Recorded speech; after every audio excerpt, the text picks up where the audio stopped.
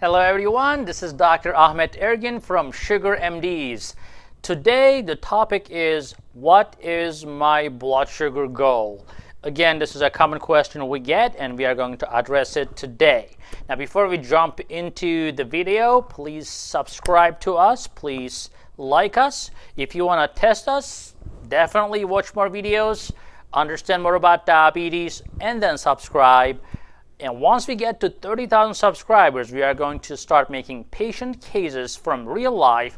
Then it's going to be really, really interesting. So we really need to get to 30,000 subscribers, get us there, and let's move on for the real deal now.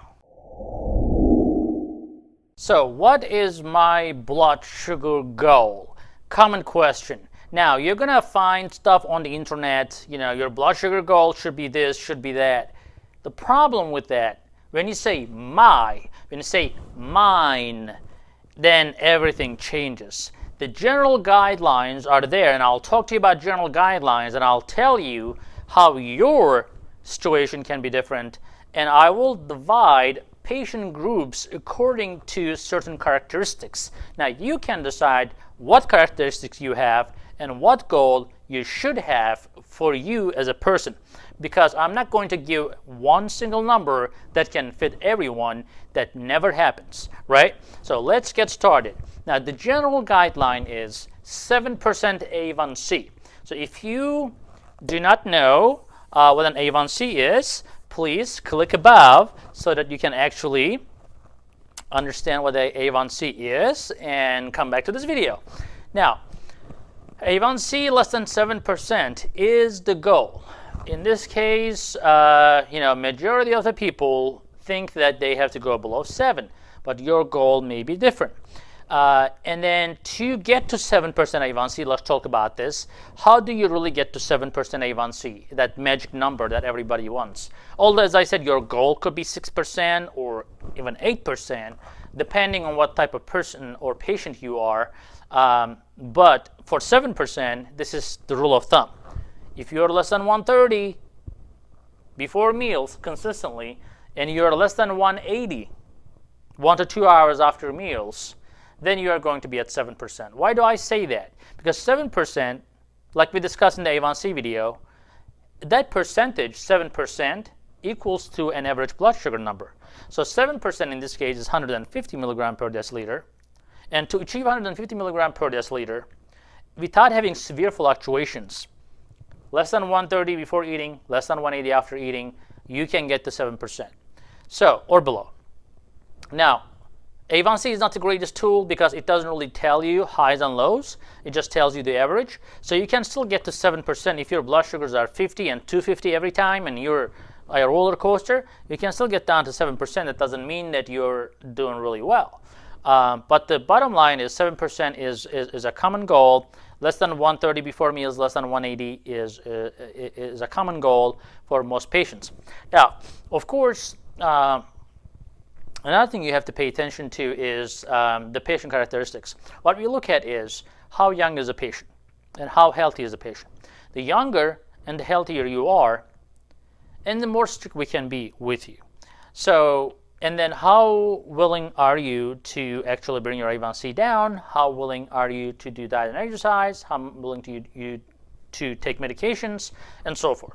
A lot of factors play into it. Medication costs are there and this and that. But the bottom line is, for a motivated patient, a young individual, you can easily go below 6%.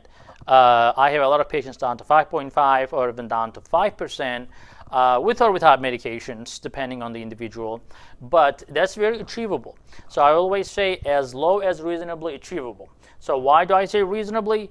Because you don't want to go there by causing a lot of low blood sugars, like blood sugars down to 50, 40. You don't want to do that. You don't want to go below 70. You want to stay above 70, but you want to stay less than 130 as well. So if your blood sugars are ranging from 90 to 130. Some days you're behaving, you're good, your blood sugar is 90 to 100 before meals. Next day, it's a weekend, you're doing stuff and you're eating out, whatever, and then you go to 120, 130. That's okay, like you're a human being. As long as you keep that upper threshold below 180 and you keep most numbers down to 90, 100 range, you can still get your A1C down to 6.5 or less than 6.5. So again, it's all about the average numbers, right? So, and then your blood sugar, how much you spike, also determines it. So I generally recommend checking blood sugars after meals sometimes as well to make sure that you are staying below 180. Now, if you want to really go down to 6%, 6.5 or 6% or below, you want to go below 160 or 150 after meals, then you are really going to be able to achieve that A1C level. So, like for example, another question is, what should my blood sugar be at bedtime? Now that depends on what medication you're on typically, but I would suggest being below 150 is a general rule of thumb, because bedtime is not necessarily after dinner. So even if after dinner you're, let's say, 170 or so, you should be able to go down to 150 before bedtime. So what ends up happening is a lot of people start eating snacks and fruits and stuff like that while watching TV, God knows, and then their blood sugar starts climbing. So although they didn't have a big dinner, but these snacks carry them up to 200 at night, and then sometimes if they're having fatty snacks, that may affect the morning blood sugars as well, and then that becomes a constant problem. So that's why people will say, why my blood sugar is in the morning fluctuating so much, because those snacks, the dinners that you're eating, the fat content in them can be a big major factor. Let's talk about older individuals or individuals with more problems, such as people with chronic kidney disease, people with liver disease. We are more careful with them just because they tend to have more susceptibility to low blood sugars. And these people are typically have been diabetic for 15, 20 or more years, and then they are on multiple medications, multiple insulins, and they're more on the older age, especially if somebody is like 75 plus, 80 plus, they do not respond well to low blood sugar problem. And they may be alone, they may not fix it themselves, so they're more at risk. So for those people, we relax the blood sugar goals, and we tell them, look, basically, yes, you have a chronic kidney disease, but you have a lot of other problems. We actually look at the patient, what are we looking here, how many years this patient may have, let's say 5, 10 years, all these chronic problems, and we don't foresee any major problems from a slightly high blood sugars, but we see more harm from a very strict blood sugar control. And there have been a lot of studies about this, when they try to bring these older frail patients down to a very tight blood sugar control, they actually end up dying more, typically. So that's why we are easy on them. We tell them, okay, your blood sugar goal is, not, let's say 8% A1C. We can live with that. If your blood sugar is less than 150 in the morning, I can live with that. You can live with that, especially if they didn't have major complications so far. Some people are resistant to complications of diabetes for an unknown reason. They have been, let's say 7, 8% in their entire life for 20 years, and now they don't really have much of anything going on. They have a good kidney function, that's another factor, when we look at people. So they've been diabetic for 20 years, and they don't have any eye disease, no kidney disease, no heart disease. Obviously, some people are reacting differently to high blood sugars. And I look at them, look, you're already 75, you don't have any complications, you've been diabetic for 20 years.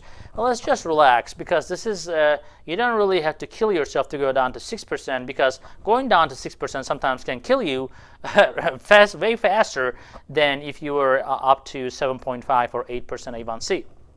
So it is an art. We look at our patient, we look at what's the best thing for them. What is best thing for a patient can be different from the patient standpoint, because the doctors go to school for that. So the same thing when I take my car to a mechanic, what I think best for my car is totally different than what a mechanic thinks is best for my car. So as a result, you sometimes trust a professional opinion to save yourself some time and harm. So as I said, older people, less stringent, 8% A1C, less than 150 in the morning is fine. Less than, I would say, 200 at bedtime is okay for those older people. But for younger people who have been newly diagnosed, go as low as you can. 4.5% A1C, go for it. It's just that you have to be careful about what you're doing to get there. If you're doing this with diet and lifestyle, great. But sometimes people will come to me and they say, oh, my blood sugar is 120. That's horrible. What am I going to do? I'm like, look, 120 is not bad, and you're dieting and exercising, you're doing everything. The next thing we have to do is put you on a medication. And they say, yeah, let's do the medication. No worries. I'm like, well, that's okay, but the thing is, with the medications, everything has a possible side effect. So the thing is, sometimes you have to really understand what side effect you're looking for in the short term and long term, and what your goals are in the short term and long term, and what's the benefits in the short term and long term. These are the things that a lot of patients don't understand. They just get stuck on their number, whatever they think is best in their mind. But I think you should really provide good source of information and have a good discussion with your doctor. Now at Sugar MDs, we provide you all that. We're always staying in touch with you with texting, emailing, so you don't have to make a decision on the spot. We do virtual appointments, so we can see on the video, we can talk to you, we can text with you. That's a different way of managing diabetes.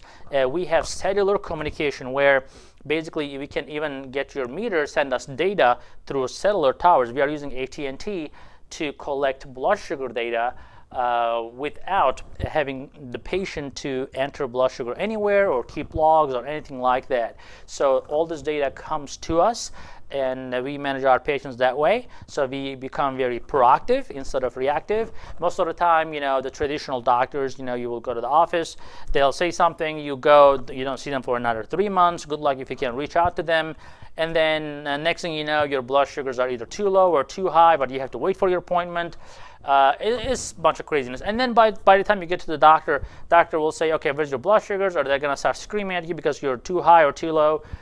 None of that we want to do. So in our practice, things are very modern, very simple, even for older patients. So let's say you're a 75-year-old, it may sound intimidating, but it's very simple. We send you a meter, you start checking your blood sugar, and we call you.